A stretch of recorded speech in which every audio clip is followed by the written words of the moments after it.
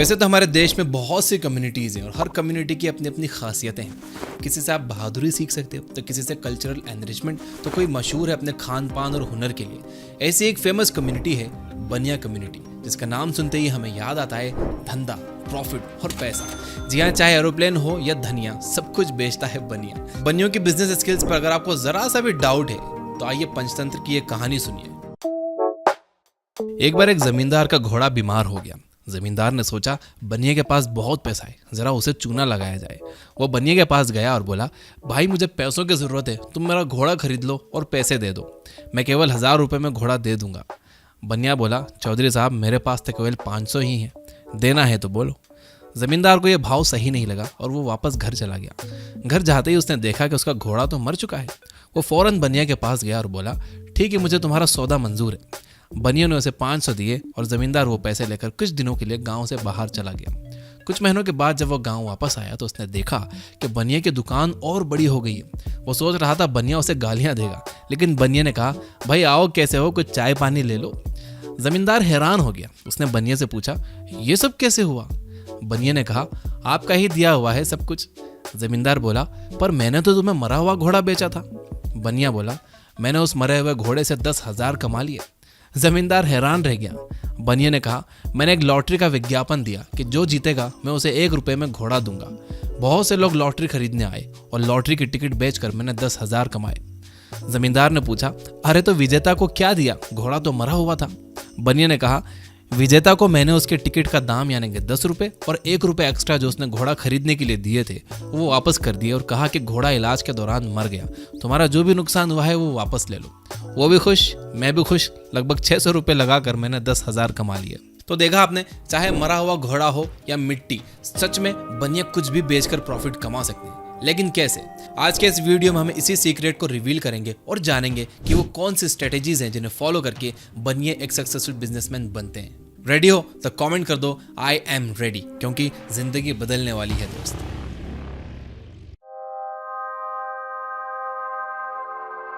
Number 1, बनिए मतलब accounts के पक्के। वो बही खाते की लाल किताब याद है आपको, जो फिल्मों में मुनीम जी के हाथ में नजर आती थी? उसे चौपड़ी कहते हैं। ये चौपड़ी बनियों के लिए किसी गीता से कम नहीं। हर दिवाली वो इसकी पूजा करते हैं। अपने अकाउंटिंग के नए साल का शुभारंभ वो एक नई बुक के साथ करते हैं। क्यों?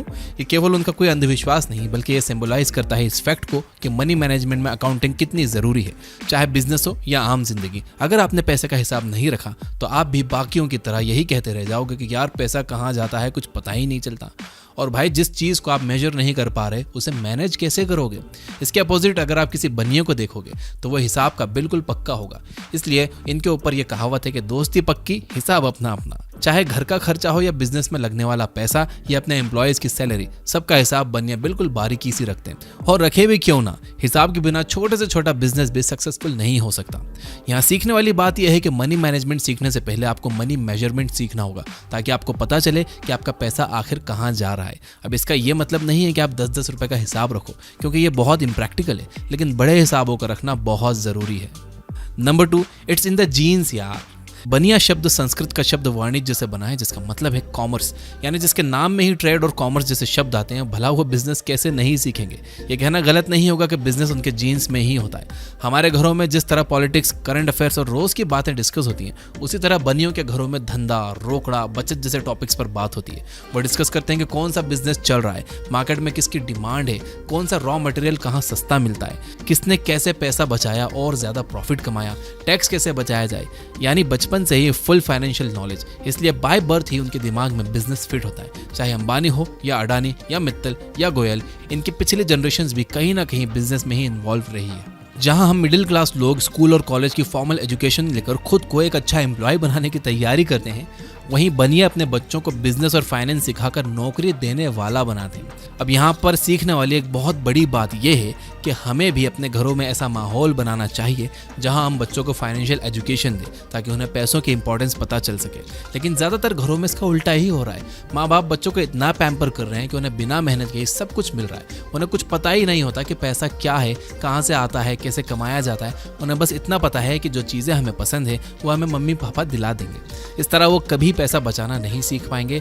आज आपसे जिद करके ले रहे हैं, कल EMI पर लेंगे। नंबर 3, एडवर्सिटी में अपॉर्चुनिटी ढूंढना। कोरोना का वो टाइम जब हर कोई परेशान था, ऐसे में इंडिया के वॉरेन बफेट कहलाने वाले राकेश झुनझुनवाला ने विनय दुबे के साथ अकासा एयरलाइंस में 49% शेयर्स खरीद लिए। उस समय जब लोग शहर से बाहर जाना तो दूर घर से बाहर भी नहीं निकल रहे थे, ऐसे में एयरलाइंस बिजनेस में पैसा लगाना थोड़ा अजीब नहीं है तो, लेकिन यही तो है एडवर्सिटी में अपॉर्चुनिटी ढूंढने की कला। कोरोना के कारण एविएशन इंडस्ट्री की कमर टूट चुकी थी, ऐसे में कई एयरलाइंस अपने एयरक्राफ्ट कम कीमतों में बेच रही थी। झुनझुनवाला ये जानते थे कि एक ना एक दिन लोग फिर से घरों से बाहर आएंगे, घूमेंगे फिरेंगे और तब एविएशन इंडस्ट्री में एक बार फिर से बूम आएगा। और हुआ भी ऐसा ही। कोरोना के समय अकासा ने कम दामों पर बहुत सारे एयरक्राफ्ट्स खरीदे और अपने इनिशियल कॉस्ट को कम कर लिया। जैसे ही कोरोना खत्म हुआ, अगस्त 2022 में विनय और राकेश झुनझुनवाला ने मिलकर अकासा एयरलाइंस लॉन्च कर दी। अपनी पहली उड़ान भरने के 1 साल के अंदर ही अकासा अपने कॉम्पिटिटर्स स्पाइसजेट और गो एयर को बीट करके $1 बिलियन की वैल्यूएशन वाली कंपनी बन गई।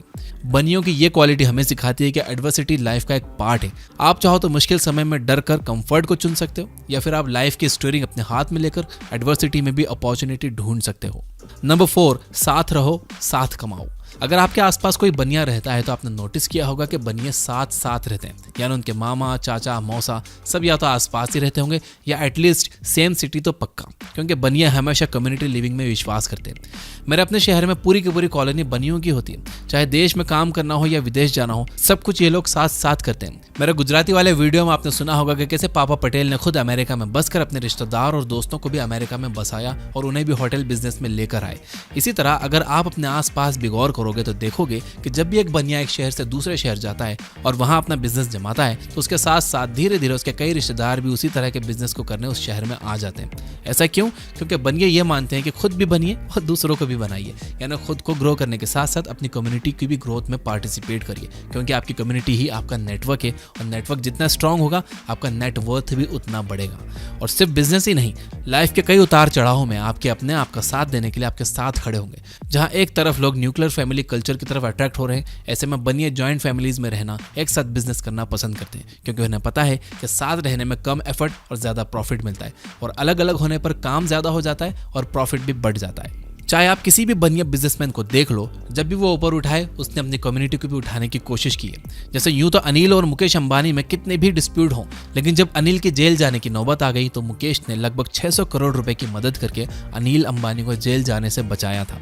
इस पॉइंट से नोट टू सेल्फ ये है कि हमें भी हमेशा कम्युनिटी को साथ लेकर चलना चाहिए। एक दूसरे की टांग खींचने के बजाय एक दूसरे को ऊपर उठाने में हेल्प करनी चाहिए, क्योंकि किसी ने सच ही कहा है कि अगर आपको तेज चलना है तो आप अकेले चलो, लेकिन अगर आपको दूर तक जाना है तो साथ चलो। नंबर 5, मार्केट में टिकना है तो मार्केट को समझना जरूरी है।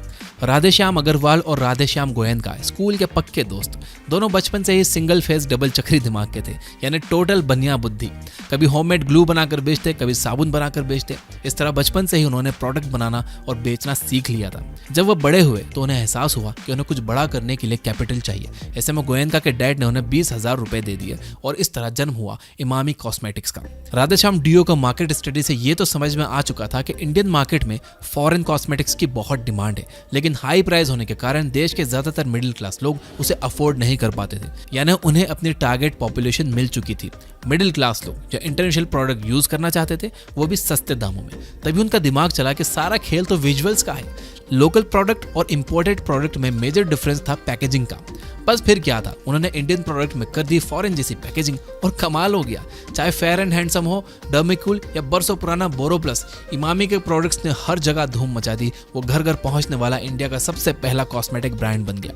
ये कैसे हुआ? ये पॉसिबल हुआ क्योंकि राधेश्याम अग्रवाल और राधेश्याम गोयनका ने मार्केट को समझा, और यही खासियत होती है बनियों की कि वो पहले मार्केट को समझते हैं, उसके अकॉर्डिंग धंधा चुनते हैं। उनका focus sustainability, customer satisfaction, trust building और लो कॉस्ट प्रोडक्शन पर रहता है। इसके साथ ही वो अपने कॉम्पिटिटर्स पे भी पूरी नजर रखते हैं और मार्केट में आने वाले सभी चेंजेस के लिए खुद को तैयार रखते हैं।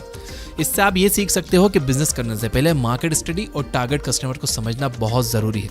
मार्केट में होने वाली हर छोटी बड़ी चीज डायरेक्टली और इनडायरेक्टली आपके बिजनेस पर असर डाल सकती है। इसलिए एक सक्सेसफुल बिजनेस पर्सन वही है जो मार्केट को अपनी उंगलियों पर रखे। नंबर 6, पैसा बचाया इज इक्वल टू पैसा कमाया। अब भाई ये कहावत तो सबने सुनी होगी कि बनिया कंजूस होते हैं, लेकिन मैं असल बात बताऊं, वो कंजूस नहीं बल्कि पैसों को लेकर समझदार होते हैं। अब कंजूस में और पैसों को लेकर समझदार में क्या डिफरेंस है? तो देखो, मान लो कि आपका कूलर खराब हो गया, इलेक्ट्रिशियन ने बोला कि भाई मोटर जल गई। अब कंजूस क्या करेगा? इलेक्ट्रिशियन को बोलेगा कि मैं मोटर ले आऊंगा, तू बस फिट कर दे। वो होलसेल मार्केट में जाकर मोटर लेकर आएगा, 150-200 रुपए बचाने के चक्कर में पूरा दिन बिगाड़ेगा और खुश हो जाएगा। वहीं बनिए ऐसा नहीं करेंगे, वो कभी भी पैसों को टाइम से ज्यादा इंपॉर्टेंस नहीं देंगे। वो सोचेंगे कि मैं जाऊंगा, सारा दिन वेस्ट करूंगा, पेट्रोल लगेगा, धंधे का टाइम वेस्ट होगा, भाई तू ही लगा दे मोटर, तेरा जितना बनेगा ले ले। कंजूस सब्जी वाले से, राशन वाले से, इन सब से नेगोशिएट करेगा। वहीं बनिए ऐसा नहीं करेंगे, वो बड़े नेगोशिएशंस में विश्वास रखते हैं। जैसे मेरा एक फ्रेंड था, एक बार हम सभी दोस्त एक बड़े होटल में खाना खाने गए, लगभग 10-12 लोग थे। अब वो गया, उसने मैनेजर से बोला कि इतने लोग हैं, क्या डिस्काउंट दोगे? मुझे बड़ा एम्बैरेसिंग महसूस हुआ, लेकिन भाई ने 700 रुपये का डिस्काउंट दिलवाया, ऊपर से कॉम्प्लीमेंट्री डेजर्ट भी। वो हमेशा बोलता था कि भाई जहाँ पॉसिबल हो नेगोशिएट करो, लेकिन हम क्या करते हैं, सब्जी वाले से 2-5 रुपये के लिए नेगोशिएट करेंगे, पर बड़ी जगहों पर हमें शर्म आती है। इस तरह अपनी नेगोशिएटिंग पावर और पैसों को लेकर समझदारी से डिसीजन लेकर बनिए पैसे बचाते हैं। चाहे कैसी भी डील हो, वो लोवेस्ट पॉसिबल प्राइस में सेटल करने की कोशिश करते हैं, क्योंकि उनका मानना है कि पैसा बचाना यानी पैसा कमाना। आप जितनी कम प्राइस पर प्रोडक्ट बनाओगे, आपका प्रॉफिट मार्जिन उतना ही ज्यादा होगा। एक और इंपॉर्टेंट चीज जो बनिए पैसों को लेकर करते हैं वो है यूज ऑफ कंपाउंडिंग। दोस्तों, फाइनेंशियल स्टेबिलिटी के लिए कंपाउंडिंग उतनी ही जरूरी है जितना कि आपके खाने में नमक। जिस तरह से खाना कितना भी डिलीशियस हो, पर नमक के बिना उसमें स्वाद नहीं आएगा, उसी तरह से आप लाख कोशिश कर लो, कंपाउंडिंग का यूज किए बिना आप वेल्थ क्रिएट नहीं कर सकते। जिस कंपाउंडिंग को कई फाइनेंशियल एक्सपर्ट्स लाखों के कोर्सेज के जरिए लोगों को समझाते हैं, उसी कंपाउंडिंग का इस्तेमाल बनिया कम्युनिटी सालों से करती आई है। अगर आप गौर करोगे तो बनिया कभी भी अपने लग्जरीज के लिए बिल्कुल लोन नहीं लेते। अगर वो लोन लेंगे तो किसी टैक्स बेनिफिट के लिए, यानी वो कंपाउंडिंग का यूज करते हैं, अब्यूज नहीं। तो अब यहाँ नोट करने वाली बात यह है कि पैसों को लेकर हमेशा समझदार होना चाहिए। जहाँ पैसे लगाने हैं वहाँ कंजूसी नहीं, जैसे हेल्थ में, अच्छे खाने पीने में, लेकिन जहाँ बचा सकते हो वहाँ बचाकर इन्वेस्ट करना बहुत ज़रूरी है। लाइफ का फंडा income minus expenditure is equal to saving की जगह income minus savings is equal to expenditure रखोगे तो जिंदगी में कभी भी आपको पैसे की प्रॉब्लम नहीं आएगी। नंबर 7, दूर का सोचो, बड़ा सोचो। अगर आपकी 40 लाख की लॉटरी लगेगी तो आप क्या करोगे? 30 लाख में अपनी ड्रीम कार लेकर शायद 10 लाख कहीं इन्वेस्ट कर दोगे, या उससे भी अपना कोई अधूरा सपना पूरा कर लोगे, जैसे फॉरेन ट्रिप। भाई फ्री के पैसे हैं, क्यों ना शौक पूरे किए जाएं। वहीं बनिया क्या करेगा? सबसे पहले वो 20-25 लाख का सोना खरीद लेगा और लॉकर में रख देगा। कुछ 10-15 लाख धंधे में इन्वेस्ट करके धंधा बढ़ाएगा और बचे हुए 1-2 लाख से सोचेगा कि क्या सपना पूरा करना है। तो आपको इसमें बेसिक फर्क समझ आया? चलिए समझाता हूँ। हमारे अंदर इंस्टेंट ग्रेटिफिकेशन घुसा हुआ है, यानी हम चाहते हैं कि बस जो है अभी ही जी लो। जबकि बनिए दूर की सोचते हैं, वो डिलेड ग्रेटिफिकेशन में बिलीव करते हैं, इसलिए उनके प्लान्स हमेशा लॉन्ग टर्म के होते हैं। उनका मानना है कि अगर आपको 1 लाख उड़ाने हैं तो पहले 10-15 लाख कमाने होंगे। ऐसा नहीं है कि बनिए लोग लाइफ नहीं जीते हैं, लेकिन वो पहले 1 करोड़ कमाते हैं, तब 20 लाख की गाड़ी लेते हैं। अगर बात दूर की सोचने की हो और गौतम अडानी का नाम ना आए, ऐसा हो सकता है क्या? जिन्होंने अपना बिजनेस साड़ी बेचने से शुरू किया और केवल 35 सालों में अरबों का बिजनेस एम्पायर खड़ा कर लिया। डायमंड, प्लास्टिक जैसे कई बिजनेसेस में अपना हाथ आजमाने के बाद गौतम अडानी के हाथ फाइनली वो मौका लगा जिसने उनके करियर को सक्सेस की ऊंचाइयों पर पहुंचा दिया। वो मौका था मुंद्रा पोर्ट, दुनिया के सबसे बड़े ट्रेडिंग पोर्ट्स में से एक। 260 मिलियन टन की कैपेसिटी रखने वाले यह मरीन पोर्ट अपने आप में बहुत खास है, लेकिन इस पोर्ट के लिए जब अडानी ने जमीन खरीदी तो लोग उन पर हंस रहे थे। वो जमीन दरअसल हाई टाइड के समय पानी से भर जाती थी, वहां पोर्ट बनाना बहुत मुश्किल था, लेकिन अडानी की दूर की सोच ने उसे सच कर दिखाया। चूंकि वो जमीन पानी से भरी थी, इसलिए अडानी को कौड़ियों के भाव में मिल गई। उसके बाद अडानी ने वहां रोड, रेलवे लाइन और एयरपोर्ट बनाया और देखते ही देखते ये पोर्ट इंडिया के इंपोर्ट और एक्सपोर्ट का सबसे इंपॉर्टेंट पार्ट बन गया। इसी तरह लक्ष्मी मित्तल ने घाटे में चल रहे कई स्टील प्लांट्स को अपनी दूर की सोच के कारण ही लिया और सक्सेसफुल बने। तो यहाँ नोट टू सेल्फ ये है कि जो काम आज मुश्किल दिख रहा है, उसे छोड़कर अगर आप आज के कंफर्ट को देखोगे तो आप कभी भी कुछ बड़ा नहीं कर पाओगे। इसलिए दूर की सोचो, बड़ा सोचो। इन बातों को अफर्म करने के लिए कमेंट में यस आई विल लिख देना and never under estimate the power of affirmations. मैं इस वीडियो को समराइज कर देता हूँ, आप इसे लाइक जरूर कर देना। सबसे पहले आपको हिसाब का पक्का होना चाहिए। आपके घरों में फाइनेंशियल एजुकेशन से रिलेटेड डिस्कशन होने चाहिए। कम्युनिटी लिविंग में विश्वास होना चाहिए। बिजनेस करने से पहले मार्केट स्टडी जरूरी है। पैसों को लेकर समझदार होना चाहिए। एडवर्सिटी में डिप्रेस होने के बजाय अपॉर्चुनिटी तलाशनी चाहिए और सोच हमेशा दूर की रखनी चाहिए। वीडियो पसंद आया हो तो लाइक जरूर करना, बिना लाइक किए मत जाना। अपना नॉलेज बढ़ाने के लिए ये बुक ऐप डाउनलोड कर लो, जहां पर आप दुनिया की सैकड़ों बेस्ट बुक्स की वर्ल्ड क्लास समरी सुन सकते हो, हिंदी में, फ्री में, बिना किसी ऐड के। Finally, you guys are amazing. Keep reading, keep learning, keep growing. Thank you for watching.